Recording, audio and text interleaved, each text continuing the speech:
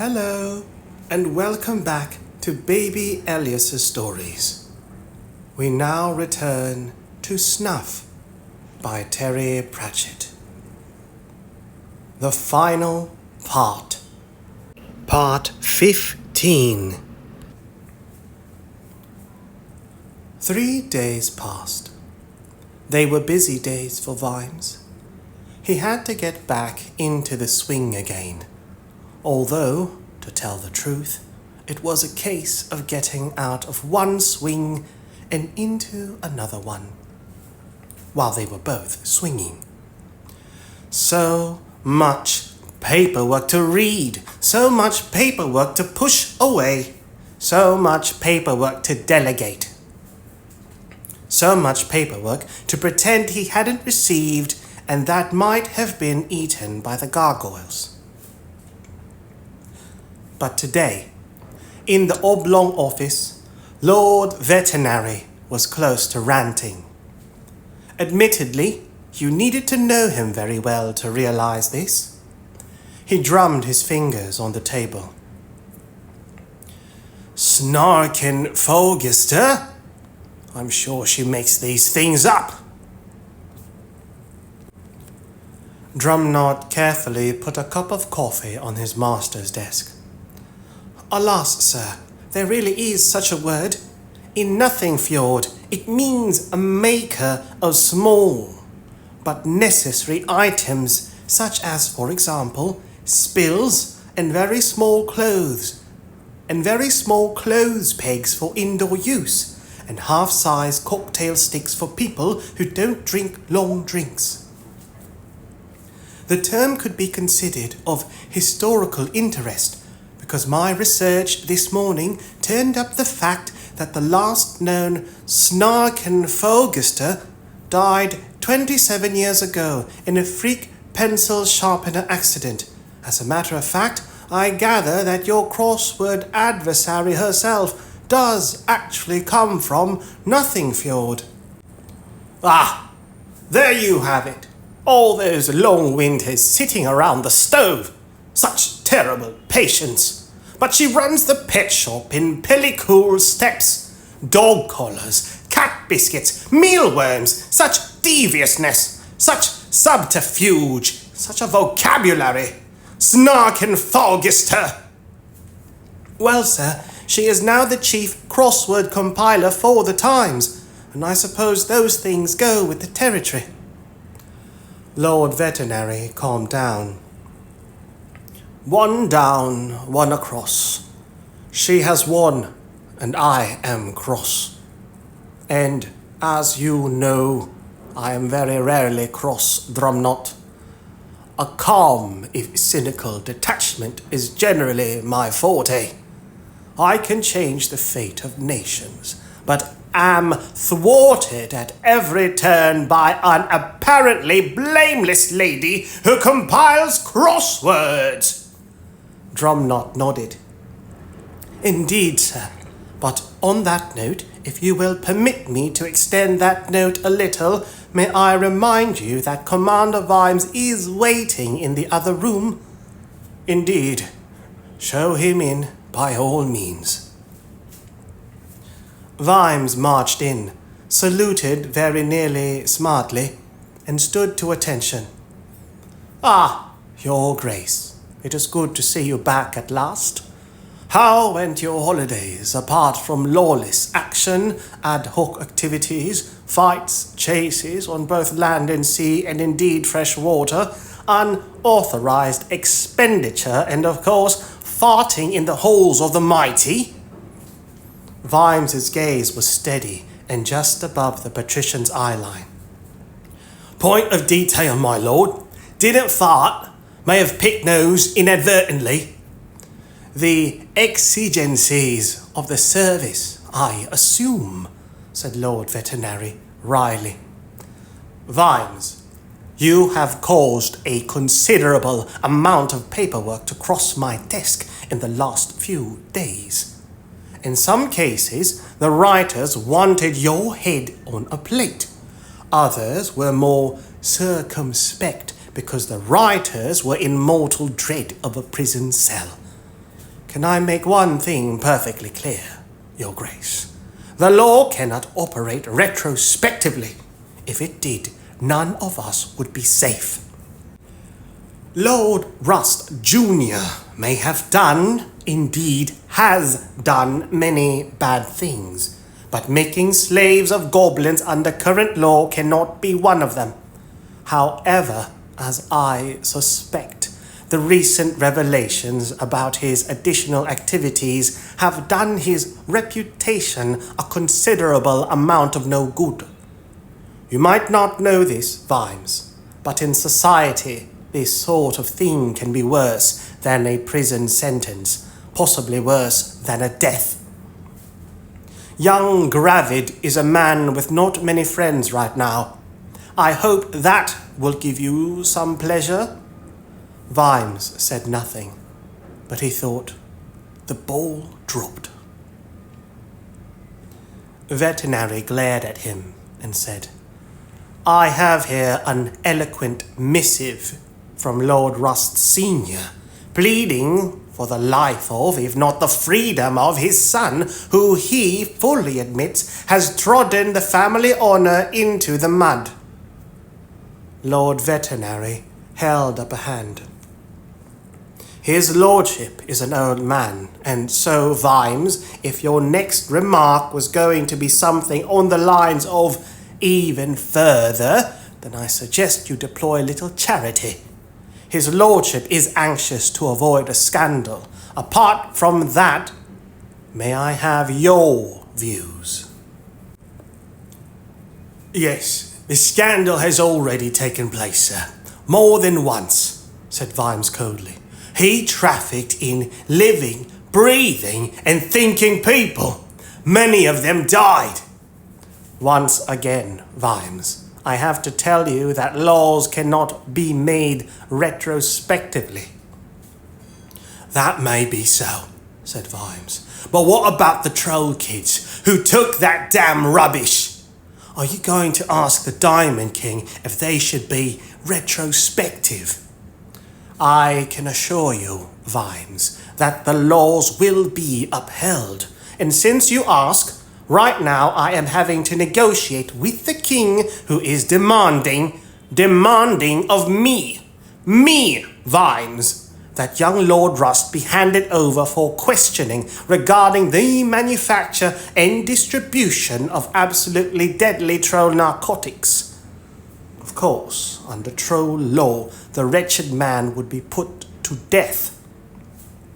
And I am saddened to say that at this moment in the complex world of human, troll, and dwarven politics, I feel that might have some long-term repercussions, making it an unfortunate option for this city. I have to negotiate this problem, and believe me, it's going to take a lot of quid for the pro quo. And it's only 9:30 in the morning. Vimes's knuckles reddened. They are living creatures who can talk and think and have songs and names, and he treated them like some kind of disposable tools. Indeed, Vimes. But, as I have indicated, goblins have always been considered a kind of vermin. However, Ankh-Morpork, the kingdom of the Low King, and also that of the Diamond King, Uberwald, Lancer, and all the independent cities of the plain are passing a law to the effect that goblins will henceforth be considered as sapient beings, equal to, if not the same as, trolls and dwarves and humans and werewolves, etc., etc. Answerable to what we have agreed to call the common law, and also protected by it. That means killing one would be a capital crime. You have won, Commander. You have won. Because of a song, Commander. Oh, and of course other efforts. But it was your wife who got most of the ambassadors to her little amusement, which, I may say, Vimes, was eloquence personified. Though frankly, Vimes, I find myself shamed. One spends one's life scheming, negotiating, giving and taking and greasing such wheels as squeak, and in general doing one's best to stop this battered old world from exploding into pieces. And now, because of a piece of music, Vimes, a piece of music, some very powerful states have agreed to work together to heal the problems of another autonomous state and, almost as collateral, turn some animals into people at a stroke. Can you imagine that, Vimes? In what world could that possibly happen? All because of a song at twilight, Vimes. All because of a song. It was a thing of strangely tinkling tones and unbelievable cadences, which somehow found its way into our souls, reminding some of us that we have some. Lady Sybil is worth a dozen diplomats. You are a lucky man, Commander. Vimes opened his mouth to speak, but Veterinary interrupted. And also a bloody fool. A bloody headstrong fool. The law must start with a crime. I understand, but don't condone. Veterinary picked the letter off his desk. Lord Rust asks that his son be given a moderately short sentence, subsequent to which he be allowed to emigrate to Forix to start a new life. Since the man was deeply involved in smuggling, the fine will be harsh. He held up a hand. No, hear me out. After all, I am the tyrant in this vicinity. Veterinary slumped into his chair, wiped his brow, and said, I have already lost my temper with an otherwise inoffensive sweet lady who compiles crossword puzzles for the Times. However, Vimes, Lord Rust refers to you as a man of honor and probity and astonishing integrity and vigilance. Probity, adherence to the highest principles and ideals, uprightness, probity. Lord Rust refers to you as a man of honor and probity and astonishing integrity and vigilance. Moreover, he is disinheriting his son, which means upon his death his title will devolve to his daughter Regina, a ferocious woman, very difficult and hot-headed. And that, Vimes, creates another problem for me. His lordship is extremely frail, and frankly, I was looking forward to dealing with the son, who is an ignorant, arrogant, pompous idiot, but his sister, she is smart. And then, almost to himself, Lord Veterinary added, but at least she doesn't compile crosswords. Now you can speak, Commander. There was a murder, said Vimes sullenly. Veterinary sighed hugely. No, Vimes, there was a slaughter. Do you not understand? At that point, goblins were vermin. And no, do not shout at me. At this very moment in palaces and chancelleries all over the world, goblins are becoming as human as you or I. But that was then. I would like you to be fully aware that the reason that Stratford would have gone to the tender mercies of Mr. Trooper is that he and his ruffians boarded the enormous Fanny. Yes, what is it? Veterinary looked around as Drumknot tapped him on the shoulder. There was a muffled whispering before Veterinary cleared his throat and said, Of course, I meant the wonderful Fanny. And he did not exactly meet Vimes's gaze as he continued.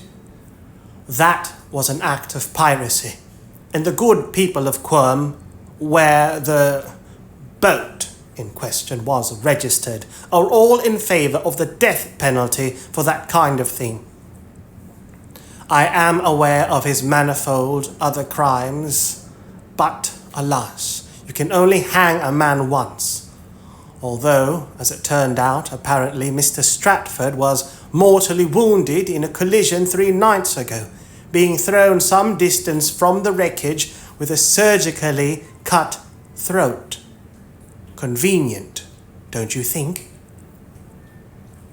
Don't you dare look at me like that, sir.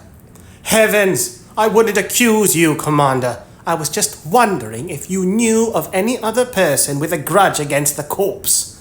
No, sir, said Vimes, pulling himself to attention.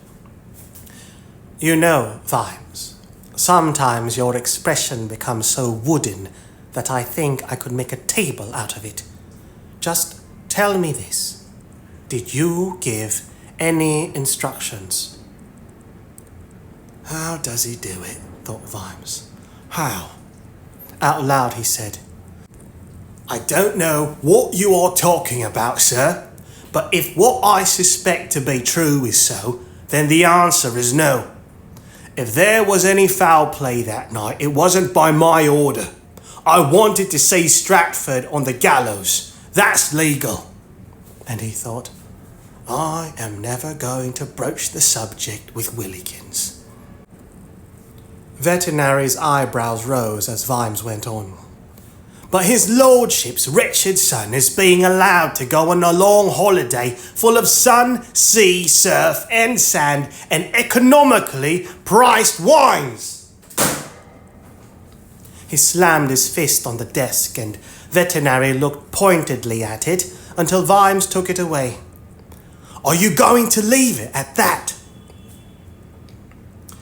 It has been known, as people put it, for the leopard to change its shorts. All of us hope for a little redemption, whether if we deserve it or not. We will keep an eye on the young fool, you can be certain of that. Oh, you're sending the dark clerks after him? Vimes, the dark clerks are a myth, as everybody knows. To tell you the truth, some flunky from our embassy down there will pay attention to his progress. And now the world is a better place, Commander. You have no understanding, Vimes. No understanding at all of the deals, stratagems, and unseen expedients by which some of us make shift to see that it remains that way. Do not seek perfection. None exists. All we can do is strive. Understand this, Commander, because from where I sit, you have no alternative. And remember, for this week's work, you will be remembered. Lord Rust may not like it, but news travels fast. The truth will be known and written down in the history books. Veterinary gave a wan smile. It will, I shall see to it, and slightly better than before, the world will continue to turn. Veterinary picked up yet another piece of paper, appearing to glance at it and said, You may go, Commander, in the knowledge that I, for so many reasons, envy you. My regards to your good lady. Vimes looked at Drumknot. The man's face so assiduously betrayed nothing that it betrayed everything. Assiduously. Assiduous, showing great care, attention, and effort, marked by careful, unremitting attention or persistent application. Assiduous.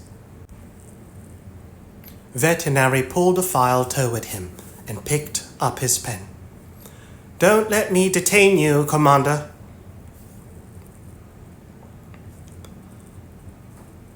An hour later, Lord Veterinary was sitting at his desk with his fingers steepled, apparently lost in thought, staring at the ceiling and, to Drumknot's surprise, occasionally waving his hand as if conducting some hidden music.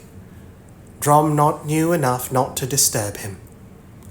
But at last he dared to say, It was a most memorable recital, wasn't it, sir? Veterinary ceased being the invisible conductor, and said brightly, "Yes, it was, wasn't it? They say that the eyes of some paintings can follow you around the room, a fact that I doubt, but I am wondering whether some music can follow you forever." He appeared to pull himself together and continued, "On the whole, the Rust dynasty, though not exactly empowered with brains, tends to be an honorable and patriotic bunch, by and large. Am I not right, Drumknot?" Drumknot meticulously and unnecessarily tidied some paperwork and said, "It is indeed so. Young Gravit is a regrettable exception." "Do you think him beyond redemption?" said Veterinary. "Quite likely not," said Drumknot, carefully folding a pen wiper. "However, our Arachne is working in Forex at the moment as a filing clerk in our embassy. She pleaded for the position because she's particularly attracted by venomous spiders." "Well, I suppose every girl should have a hobby," said Veterinary. "And are there a lot of them in Forex?" "The place is positively overwhelmed, I am given to understand, sir, and apparently Arachne already has a large selection of them." Veterinary said nothing, but remained sitting with eyes closed. Drumknot cleared his throat. "They do say, sir, that in the end all sins are forgiven?" Reluctantly, Havelock, Lord Veterinary, tore his recollection away from the wondrous music that he longed to hear again. "Not all, Drumknot, not all."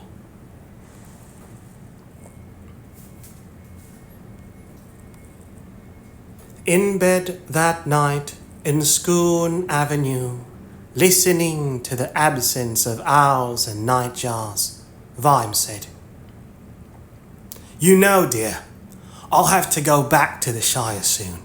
Feeney is a good lad, but they need a proper headquarters and the right kind of guidance, and that doesn't mean just Nobby Nobbs and Fred Cullen." Sybil turned over. "Oh, I don't know, Sam. Fred and Nobby aren't as bad as all that, and might be all that's needed right now. I mean, they're coppers, but they amble about extremely slowly, and on the whole it's good to see them around.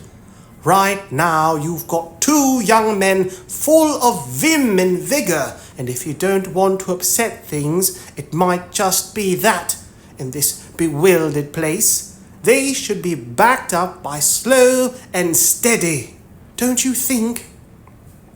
"You are, as always, right, my dear. Besides, I've seen Fred, and having to rethink his worldview has clearly shaken him a little."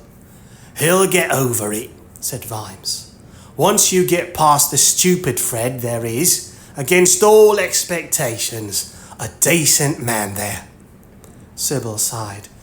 "Yes, Sam, but that decent man needs a holiday out in the sunshine, away from the smoke and the grime and the terrible spells." "But they're the best bits," said Vimes, laughing. "No, he needs a holiday. Everybody needs a holiday, Sam. Even you." "I've just had one, dear. Thank you." "No, you had a few days interspersed with fighting and floods and murders and I don't know what else.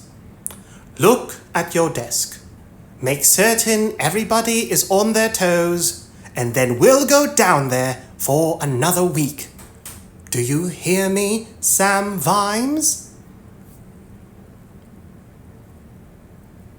Epilogue. And 3 months later, Sam Vimes went on holiday again. And this time he was allowed to steer the Black-Eyed Susan all the way to Quirm without hardly hitting anything important, and was so happy that they had to find another cat full of 6 pences for him to be as happy as. He was amazed at how much fun a holiday could be, but not so amazed as he was 8 months after that, when he and Sybil were invited to be guests at the wedding of Miss Emily Gordon to the oldest son of Sir Arbuthnot Makewar, owner of the famous Makewar pottery manufactory, and incidentally the inventor of Makewar's Crispy Nuts, the breakfast cereal of champions, without whose nourishing roughage the bowels of Ankh-Morpork would be more congested than was good for them. The wedding present from Vimes and Sybil was a silver egg coddler. Sybil being of the view that you can't go wrong with a coddled egg. Coddled egg is an egg that has been gently cooked in a small buttered dish like a ramekin or specialized coddler, placed in a water bath, resulting in a softly set white and a runny yolk, similar to a poached egg but cooked indirectly in a container rather than directly in the water. The coddling method is a gentle way to cook an egg and is a good alternative to using raw eggs in recipes like mayonnaise or dressing. Coddled egg.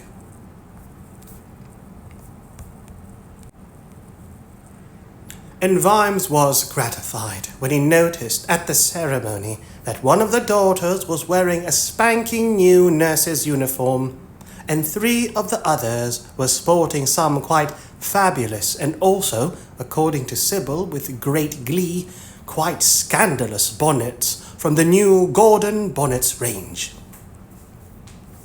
There was an apology from the axe-wielding Hermione, but according to her mother, she was detained in the woods dealing with a very large and troublesome pinus, which caused Vimes's face to go blank until Sybil nudged him and pointed out that the Pinus strobus was the official name for the white pine. But most of all, later that year, Vimes was totally amazed to find that the best-selling novel taking the Ankh-Morpork literary world by storm was dedicated to Commander Samuel Vimes. The title of the book was Pride and Extreme Prejudice. The end. Good night, baby Alias, and thank you to everyone following the Watch series. Rest in peace, Sir Terry Pratchett.